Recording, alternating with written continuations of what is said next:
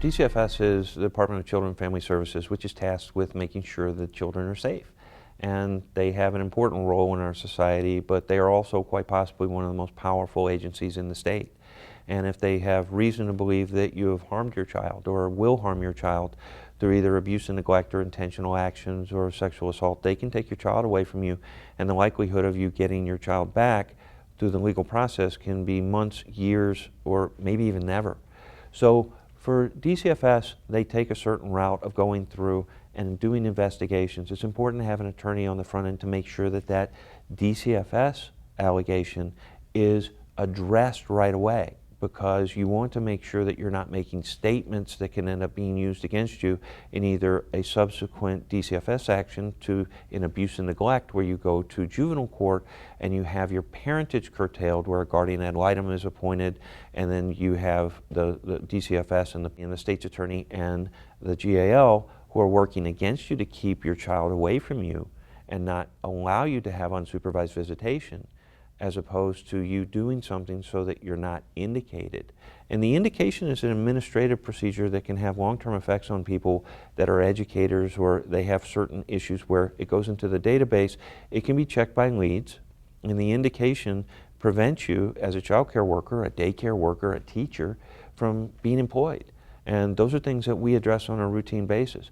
DCFS is required by law to end up investigating any allegation, even if they're anonymous. So if you've got someone who doesn't like you and they make an allegation, they have to come in and do the investigation right away, regardless of the truth or veracity of the allegation.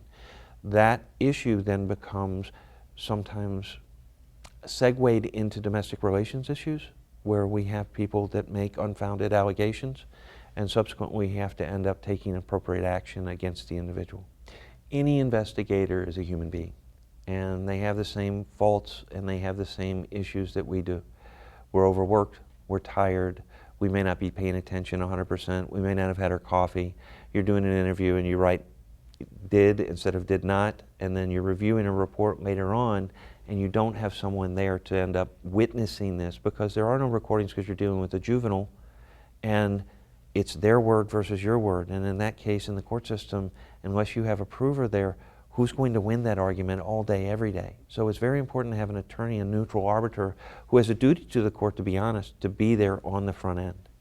Abuse and neglect is the court system in the juvenile court, which ends up determining if there are allegations that they believe don't rise to the level of possibly a criminal charge, but they do have a lower standard to determine whether or not there is abuse and neglect to the children. It may not have been intentional, but it may have been negligent, that you weren't paying attention to your significant other when they were playing with the kids, and therefore they got bruised or they got hurt, and therefore they're saying you as a spouse should have been paying attention, or you as a partner should have been paying attention to this person.